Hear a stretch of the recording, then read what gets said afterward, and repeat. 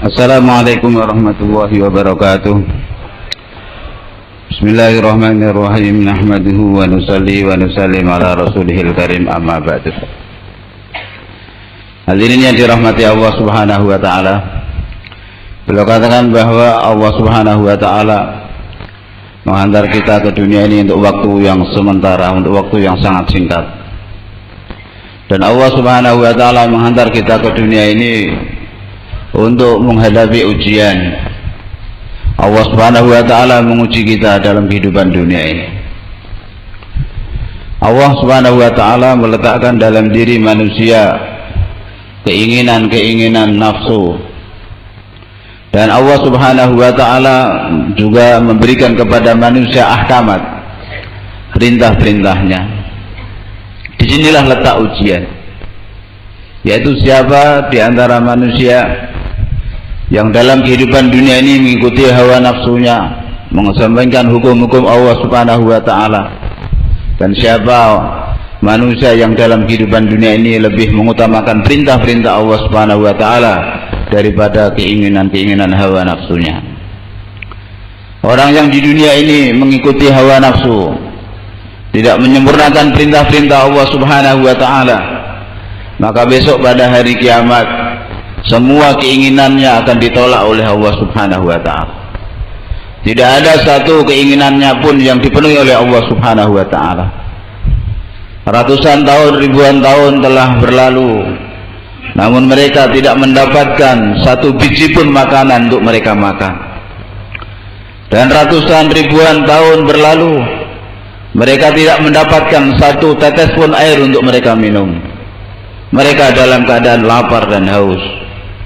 Dan ribuan jutaan tahun berlalu, satu menit pun mereka tidak mendapatkan kesempatan untuk beristirahat, senantiasa di dalam siksaan dan azab Allah subhanahu wa ta'ala.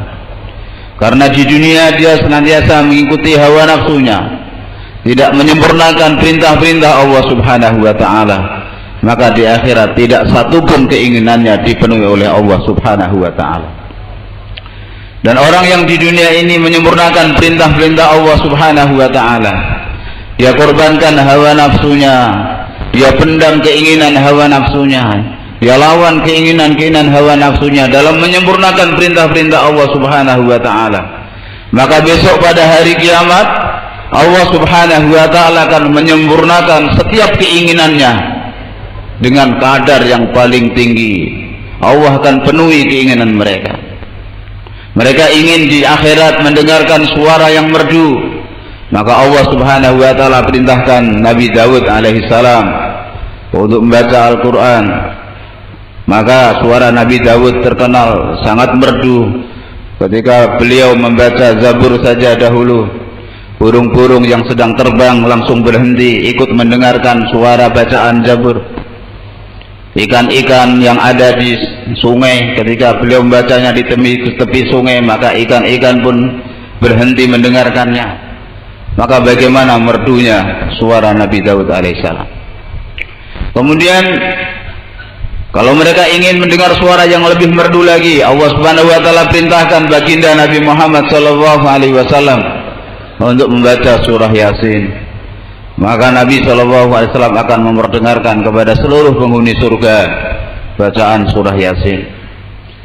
Kemudian mereka ingin mendengar yang lebih merdu lagi, maka Allah subhanahu wa ta'ala sendiri yang membacakan Al-Quran dan surah Ar-Rahman di hadapan seluruh penghuni surga, sehingga setiap lafaz yang dibaca oleh Allah memunculkan cahaya.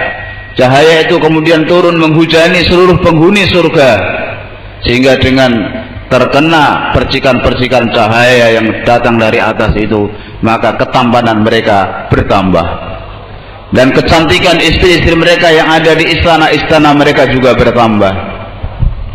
Ini Allah subhanahu wa ta'ala berikan kepada ahli surga ketika mereka di dunia menyempurnakan perintah Allah dan mereka mengorbankan keinginan-keinginan hawa nafsunya. Hadirin yang dirahmati Allah subhanahu wa ta'ala, beliau katakan bahwa dengan mengikuti hawa nafsu seorang merasakan kesenangan, kelezatan, tapi kelezatan itu ibarat satu tetes air dibanding dengan siksaan dan azab yang Allah SWT akan berikan kepadanya di akhirat nanti. Siksaan, azab akibat dari dia melakukan dosa karena mengikuti hawa nafsu itu ibarat lautan. Kelezatan maksiat itu hanyalah satu tetes saja dibanding dengan azab itu. Begitu juga hadirin yang dirahmati Allah Subhanahu wa taala, orang menjalankan perintah-perintah Allah Subhanahu wa taala kelihatannya susah, kelihatannya menderita, maka para nabi alaihi wassalawat wa taslimat memberitahu kesusahan, penderitaan dalam menyempurnakan perintah Allah Subhanahu wa taala dibanding dengan pahala ganjaran yang Allah akan berikan kepada dia atas ketaatannya itu ibarat satu tetes air dibanding dengan air lautan. Hadirin yang dirahmati Allah Subhanahu wa taala, maka di dunia ini Allah Subhanahu wa taala menciptakan satu makhluk dengan tangannya, yaitu manusia. Satu-satunya makhluk di bumi ini yang Allah ciptakan dengan tangannya, manusia pertama Nabi Adam alaihi salam. Maka hadirin yang dirahmati Allah Subhanahu wa taala, jika manusia ini menyempurnakan perintah Allah Subhanahu wa taala, maka Allah Subhanahu wa taala akan memasukkan dia ke dalam surga, di mana surga dengan seluruh kenikmatan yang ada di dalamnya Allah Subhanahu wa taala ciptakan dengan tangannya. Hadirin yang dirahmati Allah Subhanahu wa taala, orang yang di dunia ini maksiat kepada Allah Subhanahu wa taala, ingkar kepada Allah dan mati dalam kekufuran, sebentar dia hidup di dunia, tapi di akhirat akan selama-lamanya di dalam azabnya Allah Subhanahu wa taala. Dan orang yang beriman, sebentar dia dalam kehidupan dunia ini beriman kepada Allah, taat kepada Allah Subhanahu wa taala, meninggal dalam keadaan iman, maka dia akan masuk surga untuk selama-lamanya. Nah, hadirin yang dirahmati Allah Subhanahu wa taala, di sana Allah Subhanahu wa taala akan berikan surga dengan seluruh kenikmatannya. Istana paling kecil yang Allah Subhanahu wa taala akan berikan kepada ahli surga 10 kali lipat dunia ini. Padahal dunia ini buminya saja, hadirin yang dirahmati Allah Subhanahu wa taala, itu 190 juta. 190 juta meter persegi, perdaratan dan lautan 10 kali lipatnya. Itu surga yang paling kecil yang Allah akan berikan kepada orang yang meninggal dunia dengan beriman yang paling kecil. Dan di sana Allah Subhanahu wa taala akan berikan kepada ahli surga minuman. Sebagian diberi minum oleh para malaikat, sebagian diberi minum oleh Nabi sallallahu alaihi wasallam, sebagian diberi minum oleh Allah Subhanahu wa taala sendiri. Hadirin yang dirahmati Allah Subhanahu wa taala, dalam Al-Qur'an Allah Subhanahu wa taala firmankan bahwa kami yang tahu, kalian tidak tahu. Allah Subhanahu wa taala yang Maha tahu di manakah letak kebahagiaan manusia. Dan di mana dan apa saja yang menyebabkan manusia gagal, itu Allah Subhanahu wa taala tahu. Bahkan dalam setiap benda yang ada di dunia ini, mana yang bermanfaat, mana yang madarat, Allah Subhanahu wa taala tahu. Dalam setiap benda itu ada dua kemungkinan, apakah dia mendatangkan manfaat untuk manusia ataukah mendatangkan madarat untuk manusia. Tapi kapan benda itu mendatangkan manfaat, hanya Allah yang tahu. Kapan benda itu akan mendatangkan madarat, Allah saja yang tahu. Begitu juga obat-obatan, kapan obat-obatan bermanfaat bagi manusia, Allah Subhanahu wa taala yang Maha tahu. Kapan obat-obatan ini memberikan bahaya kepada manusia, Allah Subhanahu wa taala saya yang tahu. Semua manusia di dunia ini nggak ada yang tahu. Di mana letak kebahagiaan kejayaan, manusia nggak ada yang tahu. Orang Amerika, orang Rusia, orang Cina, orang Jepang, orang India, orang Pakistan, orang Indonesia, orang dunia ini nggak ada yang tahu. Yang tahu hanya Allah Subhanahu wa taala. Dan Allah Subhanahu wa taala memberitahukan kepada manusia melalui firman-Nya di dalam Al-Qur'an. Kebahagiaan kejayaan itu bukan dalam terkumpulnya harta benda, pangkat dan jabatan. Hadirin yang dirahmati Allah Subhanahu wa taala, baginda Nabi sallallahu alaihi wasallam jika di rumahnya masih ada rupiah, masih ada koin uang, maka beliau tidak akan tidur di rumahnya. Beliau tidak akan tidur sebelum uang itu dibagikan kepada orang. Satu ketika datang harta kepada beliau, digunakan untuk membayar hutang-hutang. Masih tersisa. Nabi SAW bertanya, wahai Bilal, masih ada yang tersisa? Masih ya Rasulullah. Sudah kalau begitu aku nggak tidur di rumah. Beliau tidur di masjid. Malam kedua tanya lagi, masih ada? Masih ada. Tidur lagi di masjid. Malam ketiga tanya, masih ada? Masih ada. Beliau tidur di masjid. Setelah itu baru kemudian beliau bertanya malam keempat, masih ada uang kemarin? Alhamdulillah, mudah-mudahan Allah Subhanahu wa taala menyejukkan pandangan matamu ya Rasulullah. Sudah habis semua aku infakkan. Hadirin yang dirahmati Allah Subhanahu wa taala, Sayyidina Umar radhiyallahu taala anhu di zaman beliau menjadi khalifah, ketika harta datang kepada beliau, maka beliau menangis menjerit-jerit. Hadirin yang dirahmati Allah Subhanahu wa taala, hari ini kita menganggap kebahagiaan dalam terkumpulnya harta, padahal kejayaan dan kebahagiaan bukan di dalam hal itu. Hadirin yang dirahmati Allah Subhanahu wa taala, ketika harta ghanimah mulai berdatangan ke Madinah Munawwarah di zaman Sayyidina Umar radhiyallahu anhu, maka datang juga dari Khurasan bahan-bahan yang digunakan untuk membuat manisan. Maka beliau berkata, saya melihat benda-benda inilah yang akan menyebabkan saudara akan bertarung dengan saudaranya, saudara akan membunuh saudaranya, berkelahi karena harta. Nah, hadirin yang dirahmati Allah Subhanahu wa taala, Allah meletakkan kebahagiaan kejayaan bukan dalam harta benda, tapi Allah meletakkannya di dalam agama. Ketika Sayyidina Umar radhiyallahu anhu pergi ke Syam untuk mengambil kunci Baitul Maqdis, ketika itu beliau sampai di sana, beliau membawa sandalnya sendiri karena banyak air yang menggenang yang dilewati, sehingga sandal beliau dilepas, beliau ambil dengan tangannya, dipegang dengan tangannya. Kemudian barang-barang beliau juga beliau bawa sendiri, dan beliau waktu itu memegang tali kendali ontanya. Maka gubernur beliau yang ada di sana, Sayyidina Abu Ubaidah bin Al-Jarrah radhiyallahu ta'ala anhu berkata kepada beliau, wahai Amir Mu'minin, apa-apa ini? Engkau melakukan sesuatu yang bikin malu. Engkau Amirul Mukminin, enggak selayaknya berbuat seperti ini. Maka Sayyidina Umar radhiyallahu ta'ala berkata, wahai Abu Ubaidah, seandainya bukan kamu yang berkata seperti itu kepadaku, sudah aku hajar dia sehingga babak belur. Maka hadirin yang dirahmati Allah Subhanahu wa taala, beliau kemudian mengatakan, wahai Abu Ubaidah, kita dulu adalah suatu kaum yang hina, kemudian Allah Subhanahu wa taala memuliakan kita dengan Islam. Kalau sekarang ini kita mencari kemuliaan dalam suatu selain Islam, maka Allah akan menghinakan kita kembali seperti dulu. Hadirin yang dirahmati Allah Subhanahu wa taala, kebahagiaan dan kejayaan umat manusia dunia dan akhirat Allah Subhanahu wa taala letakkan di dalam agama. Dan apabila agama ada dalam kehidupan umat manusia, Allah Subhanahu wa taala akan menciptakan keadaan yang baik. Sebagaimana seluruh benda khaliknya adalah Allah, begitu juga seluruh keadaan khaliknya adalah Allah Subhanahu wa taala. Jika amal manusia baik, keadaan yang Allah akan turunkan baik. Amal manusia rusak, maka keadaan yang Allah Subhanahu wa taala turunkan keadaan yang tidak baik. Jika satu keluarga amalannya baik, maka Allah Subhanahu wa taala akan memperbaiki keadaan satu keluarga itu. Hadirin yang dirahmati Allah Subhanahu wa taala, inilah keyakinan pertama yang harus kita tanamkan dalam hati kita, bahwa manfaat madarat di tangan Allah Subhanahu wa taala, kebahagiaan kejayaan di dalam genggaman Allah Subhanahu wa taala. Dialah pemilik alam semesta ini, dialah satu-satunya raja yang merajai, yang menguasai semua yang ada di alam semesta ini. Hadirin yang dirahmati Allah Subhanahu wa taala, ini keyakinan harus kita tanamkan dalam hati kita. Kebahagiaan dan kejayaan kita, kesuksesan kita ada dalam genggaman Allah Subhanahu wa taala.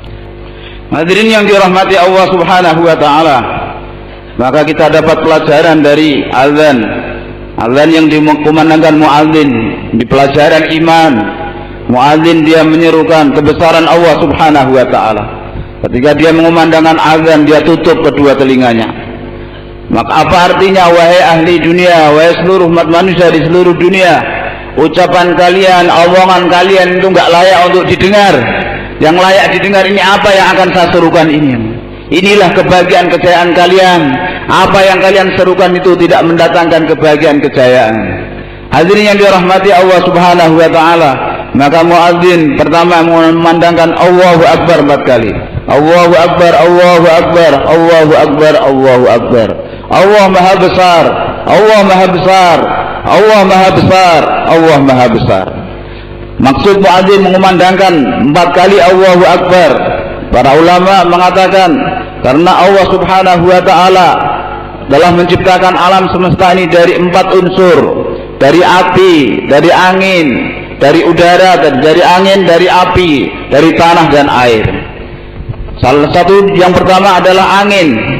Allah Subhanahu wa taala telah menciptakan angin, dan hadirnya di Allah Subhanahu wa taala tidak ada satu kekuatan pun di dunia ini yang bisa melawan angin. Allah Subhanahu wa taala pernah menggunakan kekuatan angin untuk menghancurkan satu kaum yang sangat kuat dahulu, kaum Ad. Allah Subhanahu wa taala ketika membuat keputusan untuk menghancurkan kaum Ad, Allah perintahkan malaikat, wahai malaikat, keluarkanlah angin dari khazanahku, lubangi, aku ingin menghantar angin untuk menghancurkan mereka. Malaikat bertanya, seberapa besar ya Allah? Sebesar lubang hidung lembu? Jangan. Sebesar lubang hidung lembu kamu buka, maka seluruh dunia ini akan hancur berantakan. Maka seberapa kecil saja, satu lubang jarum saja, maka angin dikeluarkan dari khazanah Allah Subhanahu wa taala. Namun angin itu biring sorsorin atiyah, angin yang tidak bisa dikendalikan oleh malaikat. Malaikat sendiri nggak bisa mengendalikannya, lepas kendali. Hanya angin itu membabi buta sendiri. Hadirin yang dirahmati Allah Subhanahu wa taala, Allah Subhanahu wa taala menghantar angin itu kepada mereka. Sab'a layali wa thamaniyata ayyam, 7 hari 8 malam terus menghancurkan mereka sehingga seluruhnya jatuh tersungkur, terkapar di atas permukaan bumi, semuanya binasa, mati. Hai Allah Subhanahu wa taala. Padahal mereka adalah kaum yang Allah Subhanahu wa taala katakan, aku tidak pernah menciptakan kaum sehebat mereka, sekuat mereka. Namun karena mereka tidak taat kepada Allah Subhanahu wa taala, Allah hancurkan mereka. Mereka punya kekuatan yang dengan kekuatannya itu, dengan tangannya mereka bisa mencabut pohon-pohon kurma. Hadirin yang dirahmati Allah Subhanahu wa taala. Namun karena mereka tidak taat kepada Allah Subhanahu wa taala, Allah hancurkan mereka dengan angin. Hadirin yang dirahmati Allah Subhanahu wa taala, dan Allah Subhanahu wa taala menampakkan kekuatannya di dalam air. Satu ketika Allah Subhanahu wa taala hancurkan kaum Nabi Nuh alaihi salam dengan air. Hadirin Allah Subhanahu wa taala, Nabi Nuh alaihi salam dakwah 950 tahun. Dakwah sedikit yang beriman. Akhirnya Allah Subhanahu wa taala buat keputusan untuk mengadab mereka yang tidak beriman. Allah mengadab mereka dengan air. Air turun dari langit dan air keluar dari dalam bumi. Wa faratan nur, keluar dari dapur-dapur, dari tungku-tungku pun mengeluarkan air sehingga seluruh permukaan bumi terjadi banjir. Ketika itu Nabi Nuh alaihi salam, beliau punya 3 putranya beriman, 1 putranya kanan tidak beriman. Dia lari mendaki gunung, diseru oleh Nabi Nuh alaihi salam, wahai anakku, kemari ikut aku, bertobatlah, berimanlah, naik ke atas kapal bersamaku, kamu akan selamat. Anaknya berkata, tidak wahai ayah, aku akan mendaki gunung, gunung ini akan menyelamatkan aku, akan menjaga aku, melindungi aku daripada banjir ini. Namun Allah Subhanahu wa taala telah membuat keputusan untuk menghancurkan semua orang-orang yang kafir, sementara orang yang beriman Allah Subhanahu wa taala selamatkan mereka setelah mereka naik ke kapal Nabi Nuh alaihi salam. Hadirin yang dirahmati Allah Subhanahu wa taala, maka Nabi Nuh alaihi salam berdoa, ya Allah, ini anakku, kenapa engkau menghancurkan dia? Kenapa engkau menenggelamkan dia? Maka Allah Subhanahu wa taala berfirman, Nuh, ingat, ini bukan anakmu karena amalnya tidak soleh. Kalau engkau meminta lagi kepadaku, maka kamu akan termasuk dalam hamba-hambaku yang bodoh. Maka Nabi Nuh alaihissalam akhirnya minta maaf kepada Allah Subhanahu wa taala, minta maaf ya Allah, minta ampun ya Allah. Aku tidak tahu, aku tidak akan mengulangi lagi. Maka besok pada hari kiamat, ketika manusia dalam kepanasan, mereka berbondong-bondong datang kepada para nabi, meminta syafaat. Datang juga mereka kepada Nabi Nuh alaihissalam. Maka Nabi Nuh alaihissalam mengatakan, aku tidak bisa berikan syarat kepada kalian, karena aku sendiri sekarang sedang memikirkan nasibku sendiri. Karena dulu di dunia aku pernah berdoa kepada Allah Subhanahu wa taala untuk putraku yang kafir, dan doaku itu ditolak oleh Allah Subhanahu wa taala. Maka aku sendiri sekarang nggak tahu bagaimana nasibku.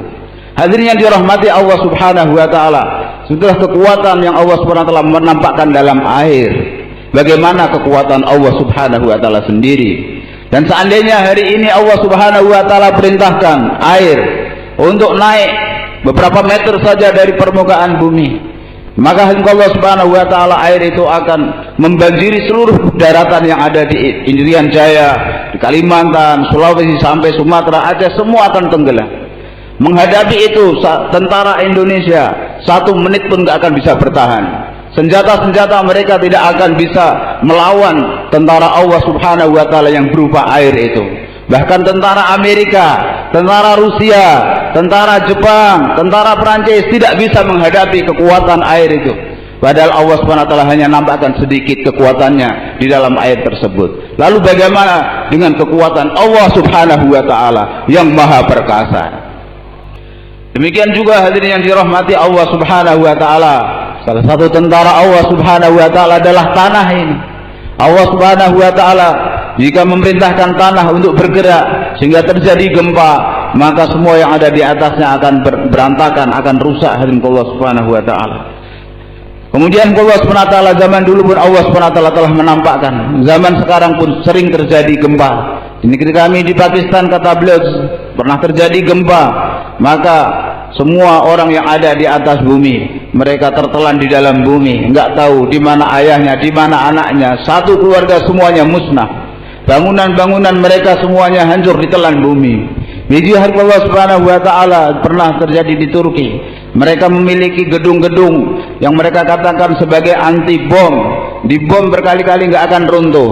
Ketika Allah Subhanahu wa taala perintahkan, wahai malaikat, gerakkan bumi supaya gempa, maka bangunan-bangunan itu pun ditelan oleh bumi, dan semua manusia yang ada dalamnya pun ditelan oleh bumi. Hadirin yang dirahmati Allah Subhanahu wa taala, sedikit sekekuatan Allah Subhanahu wa taala Allah tampakkan, maka manusia tidak bisa menghadapi murka Allah Subhanahu wa taala. Enggak bisa bertahan meskipun hanya 1 menit, 1 detik, mereka enggak bisa bertahan menghadapi murka Allah Subhanahu wa taala. Hadirin yang dirahmati Allah Subhanahu wa taala, api ini juga satu tentara Allah Subhanahu wa taala, satu makhluk Allah Subhanahu wa taala yang bergerak sesuai dengan perintah Allah Subhanahu wa taala. Satu kaumnya Nabi Shu'aib alaihissalam, Ashabul Aikah, mereka menentang Allah Subhanahu wa taala, tidak taat kepada Allah. Allah azab mereka dengan mendatangkan panas kepada mereka. Maka di mana-mana mereka merasakan kepanasan, tambah mandi tambah panas, begitu mandi tambah panas. Mereka pergi ke pantai panas, dalam rumah kepanasan, di luar rumah kepanasan. Kemudian mereka melihat, wah itu di lereng gunung banyak tumbuh-tumbuhan, kita bisa berlindung di sana, kita bisa bernaung di sana. Mereka pun pergi ke sana, kumpul semua. Ketika itu Allah SWT kemudian kirimkan mendung. Dari mendung itu Allah kirimkan api, turunkan api yang membakar mereka semua. Hadirin yang dirahmati Allah Subhanahu wa taala, Allah yang pada waktu itu maha berkuasa, maha perkasa, hari ini juga tetap Allah maha kuasa, maha perkasa. Jika umat manusia tidak taat kepada Allah, maksiat kepada Allah Subhanahu wa taala, Allah Subhanahu wa taala kemudian turunkan azab kepada mereka, maka mereka tidak bisa bertahan 1 menit pun, 1 detik pun tidak bisa bertahan menghadapi murka Allah Subhanahu wa taala. Hadirin yang dirahmati Allah Subhanahu wa taala, juga Allah Subhanahu wa taala maha berkuasa, dia yang menghidupkan dan yang mematikan. Ketika sebagaimana Allah telah menghidupkan manusia untuk pertama kali, besok pada hari kiamat Allah Subhanahu wa taala akan menghidupkan manusia kembali setelah kematian. Orang-orang kafir Quraisy mereka menyangkal hal itu. Bagaimana kami akan bisa dihidupkan kembali? Padahal ketika itu kami telah menjadi debu, kami telah menjadi tulang belulang. Mana bisa kita dihidupkan kembali? Allah Subhanahu wa taala jelaskan, jangankan cuma hanya jadi debu, jadi tulang, jadi batu sekalian, ataupun jadi makhluk yang lebih keras dari batu yang kalian bayangkan gak mungkin dihidupkan kembali, kami bisa menghidupkannya kembali dengan mudah sebagaimana kami telah menghidupkan kalian pertama kali.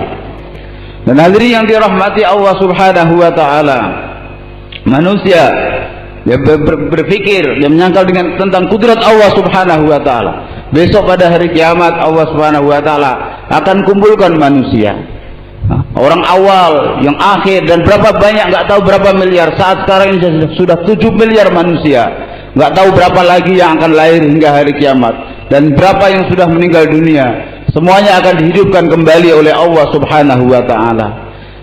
Seluruh raja di seluruh dunia mereka berkumpul bersatu untuk menghidupkan 1 orang pun mereka nggak bisa. Allah SWT akan menghidupkan seluruh umat manusia yang telah Allah ciptakan, dan kemudian semua mati, Allah akan hidupkan kembali besok pada hari kiamat. Dan untuk menghidupkan dan mengumpulkan begitu banyak manusia, miliaran manusia, Allah SWT nggak perlu persiapan yang panjang lebar. Kita menyiapkan tempat untuk 20.000 orang saja berapa bulan kita siap-siapnya, Pak. Allah SWT untuk mengumpulkan miliaran manusia akan Allah hidupkan kembali untuk menyiapkan untuk mereka. Allah SWT nggak perlu persiapan lama-lama. Sekejap mata, dalam sekejap mata semua tempat sudah siap, dan semua manusia, miliaran manusia Allah akan hidupkan kembali di tengah-tengah lapangan itu. Hadirin yang dirahmati Allah Subhanahu wa taala, untuk itu manusia hendaknya memikirkan ketidakberdayaannya, bahwa dia adalah makhluk yang kecil, makhluk yang tidak berdaya. Kita ini makhluk yang tidak bisa berbuat apa-apa. Coba kita bayangkan tentang proses kejadian kita. Allah SWT menciptakan manusia dari nutfah, setetes air mani. Dari situ Allah SWT jadikan segumpal darah. Kemudian Allah Subhanahu wa taala jadikan segumpal daging. Kemudian Allah Subhanahu wa taala memberikan tulang belulang di dalam daging tersebut. Jadilah manusia yang berjalan di atas permukaan bumi ini. Nah, hadirin yang dirahmati Allah Subhanahu wa taala, kita tidak tahu berapa lama kita akan tinggal di dunia ini. Kita yang sudah berumur 50 tahun, kita nggak bisa kasih garansi kita bisa sampai umur 51 tahun. Dulu kita tidak ada, orang tua kita pun tidak tahu kalau kita akan melahirkan anak seperti kita. Dokter pun tidak tahu, nggak ada yang tahu. Kita belum disebut-sebut nama kita di majelis-majelis orang-orang yang ada di dunia ini. Nama kita belum disebut karena kita belum dilahirkan oleh Allah Subhanahu wa taala. Nah, hadirin yang dirahmati Allah Subhanahu wa taala, kita pikirkan seandainya seluruh umat manusia mereka berpikir yang cerdas-cerdas, mereka berkumpul untuk memikirkan kebesaran Allah, keagungan Allah, maka mereka tidak akan sampai kepada hakikat kebesaran dan keagungan Allah Subhanahu wa taala. Menjadikan Allah Subhanahu wa taala zat yang maha berkuasa di atas permukaan bumi ini, di langit, di bumi adalah Allah Subhanahu wa taala. Seluruh penguasa, seluruh raja dan seluruh makhluk yang ada di alam semesta ini di hadapan Allah Subhanahu wa taala hanyalah seperti seorang tawanan di hadapan seorang raja yang perkasa, di mana raja itu bisa membunuh tawanan tersebut hanya dengan satu panah saja, kapan dia kehendaki, bagaimana dia kehendaki. Nah, Allah Subhanahu wa taala, sekarang kita manusia punya masalah, punya hajat, kemudian kita lari bukan kepada raja malah kepada tawanan seperti itu. Adakah orang yang lebih bodoh dari kita? Di mana kita membawa masalah bukan kepada raja di raja, itu Allah Subhanahu wa taala, malah kepada raja-raja dunia, di mana mereka di hadapan Allah seperti seorang tawanan yang tidak bisa berkutik, tidak bisa berbuat apa-apa di hadapan Allah Subhanahu wa taala. Hadirin yang dirahmati Allah Subhanahu wa taala, Allah yang memberi kita kehidupan di dunia ini 60 tahun, 70 tahun. Seandainya hidup kita 100 tahun pun, maka 100 tahun hidup kita di dunia ini dibanding dengan hari pertama kita masuk akhiratnya Allah Subhanahu wa taala, itu hanya 2 menit atau 2 menit setengahnya saja. Hadirin yang dirahmati Allah Subhanahu wa taala, kehidupan yang singkat ini hendaknya kita gunakan untuk usaha atas iman dan amal, untuk menyambung hubungan kita dengan Allah Subhanahu wa taala, agar ta'alluq kita dengan Allah Subhanahu wa taala kuat. Allah Subhanahu wa taala, Allah Subhanahu wa taala yang menghidupkan kita, Allah Subhanahu wa taala yang memberi kepada kita kekuatan. Dialah yang memberi kita kemudahan, dialah yang memberi kita segala sesuatu yang ada di dunia ini. Dan besok di akhirat, kalau di dunia ini kita usaha atas iman dan amal, Allah akan masukkan kita ke dalam surga. Dan kemudian di sana Allah akan ganti badan kita, bukan badan seperti di dunia ini. Di dunia ini badan kita, jasad kita penuh dengan kotoran, sebentar lagi akan keriput, sebentar lagi akan tua. Di akhirat akan selama-lamanya. Hadirin yang dirahmati Allah Subhanahu wa taala, maka kehidupan yang kekal di akhirat Allah Subhanahu wa taala dengan penuh kenikmatan, dengan segala kenikmatannya Allah akan berikan kepada kita, asal di dunia kita ini usaha mendekatkan diri kepada Allah Subhanahu wa taala, menjalin ta'alluq dengan Allah Subhanahu wa taala. Hadirin yang dirahmati Allah Subhanahu wa taala, jika Allah Subhanahu wa taala murka kepada kita karena kita meninggalkan Allah Subhanahu wa taala, sibuk dengan makhluk, sibuk dengan dunia, maka seluruh pemerintahan, seluruh negara yang ada di alam dunia ini tidak akan bisa memperbaiki keadaan. Pemerintahan kita, bahkan pemerintahan 265 negara di dunia ini, mereka bersatu, mereka bermusyawarah untuk memperbaiki keadaan. Namun amal manusia rusak sehingga Allah Subhanahu wa taala menurunkan musibah, maka mereka tidak bisa memperbaiki keadaan-keadaan yang rusak itu.